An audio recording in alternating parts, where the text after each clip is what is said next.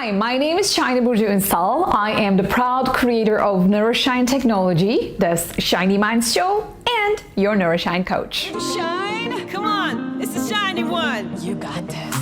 If you wanna go collect. We're talking about anxiety today, and we're talking about how you can unown it. You don't need to own it. It comes up a lot.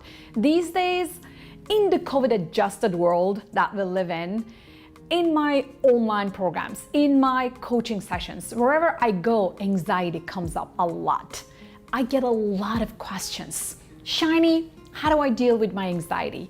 Shiny, what would you do? What is your advice for me to deal with this freaking out? Like I have this panic attack. I have this thing inside of me. I don't know. It comes up a lot. So that's why I want to really sit down and talk about it and give you guys some very practical tips, because anxiety is not going anywhere, okay? That's your lifetime friend. So that's why we need to have a conversation around it, and we need to give you a new belief that you don't need to own it. Ta-da! What a new concept, right? You can unown your anxiety today with 4 steps. Are you ready? Let's go.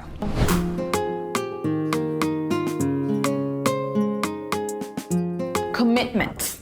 First, you need to commit. You need to make a decision and really commit that you are not going to own anxiety anymore. You are not going to allow anxiety control you, and instead, you're going to tell your anxiety, dear anxiety, listen, I appreciate you a lot. I know you've been always there for me more than I asked for. And still yet, today I'm choosing to let you go. I am going to control you. You're not going to control me. So that's the conversation. That is the commitment, and that is your decision. Like, set it in stone, okay? If you don't do it, then you'll never achieve it. It's an internal belief system you have to create so that you can transform it within. It's not something tangible, right? You cannot go do something physical to anxiety because you don't even know where it is. You cannot hold it, you cannot touch it. It doesn't exist. I mean, it does exist, but it exists in your mind. Like I always say, it all begins and ends in your mind. And that's why you need to catch anxiety in your mind, have a conversation with it, and make a decision and a commitment that it is ending today, that it is not gonna own you anymore, and you're not gonna own it anymore. You're gonna unown it today. Step number 2 is awareness. In my Neuroshine Technology, I have a very simple, effective, and very powerful formula for change. That is awareness multiplied by willingness. Think about it. The biggest problem you have when you want to solve a problem is that you don't know and you're not aware that you have a problem. Correct? I mean, if you know that there is a problem, then you can choose to do something about it, right? But if you don't know, if you don't even know that you have a problem, how are you going to fix it, right? That's why step number 1, after you commit, right? That is the step number 1. But step number 1 after step number 1 is awareness. You gotta be aware of your problem. If you don't accept you have a problem, that's the biggest problem. So awareness becomes very important so that you accept, oh, I have a problem. What is your problem? My problem is that I'm allowing my anxiety control me. I am literally giving this intangible thing that I don't even see some power. Like, here, anxiety, take me, right? So if you don't accept it, if you don't admit it, there is no way unowning it. Step number 3. Now we're gonna talk about reframing.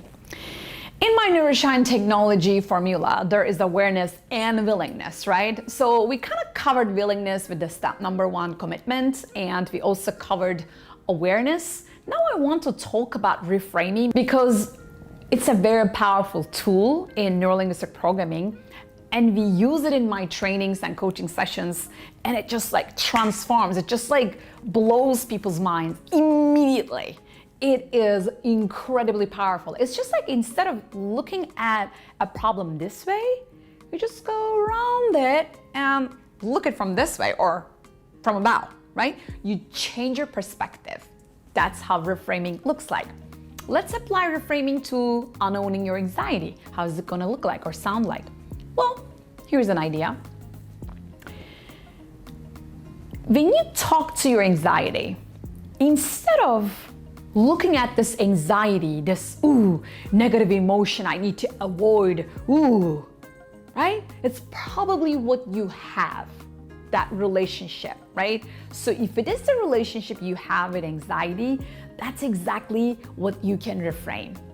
And instead of that, you can look at anxiety, you don't scare me.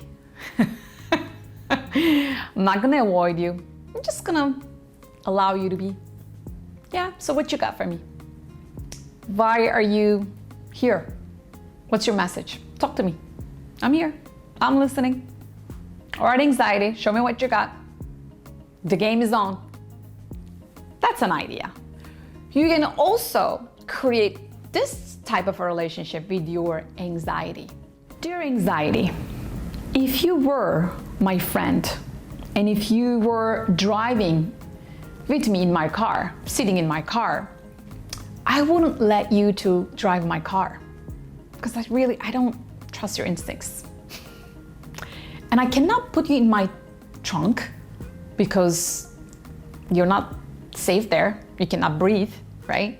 So you need to sit with me in my car. So we need to find a way to get along. How do we get along? Okay, so those are 2 ideas. You just take it from there. Just be creative, reframe it. As long as your relationship with anxiety is not negative, and negative means, negative is not negative, okay? Negative is just like in the minus area instead of in the positive area in the spectrum, right? So when you have this perspective, this reframed perspective about those negative emotions, they're just like emotions, they're just like symptoms, they're not real, it's just a symptom, then you are a pro reframer. Last step number 4, repeat. Why am I saying that? Because it happens all the time. So right now we are in the middle of a 16-week online double certification training, double certification in NLP and coaching. And 1 week, my students/clients bring me a question. 3 weeks later, they bring the same question again, only to learn that what they decide, that strategy needs to be repeated again and again and again and again. That's how the brain works. That's how we learn, in time, by repetition. What did Tony Robbins say? Repetition is the king of every skill. What did Shiny say? Shiny said, repetition is the queen of every skill, right? So you gotta repeat, just like you get up, wash your face, brush your teeth, eat, work, sleep, and repeat. Do you ever question that? No, you don't, because it's normal. So that needs to be your new normal. Your relationship, your reframing, your awareness, your willingness, your commitment, how you talk to your anxiety, that needs to be your new normal so that you can successfully unown it, my friends. So I hope these 4 steps helped you. I hope you liked this video. If you did, please share it with your friends so they can also unown their anxiety. Not only anxiety, anything at all. Anything at all that bothers you, you can apply these 4 steps and create magic for yourself. Also, please subscribe to my channel because I share magical transformational information that I promise you're gonna love, okay? And also, remember, you and I, we need to do a better job. This world needs you and me and every one of us more than ever now, and we can make it a better place with more love and shiny minds. Bright space. Absolutely. 'Cause she knows your heart. Awareness. And she definitely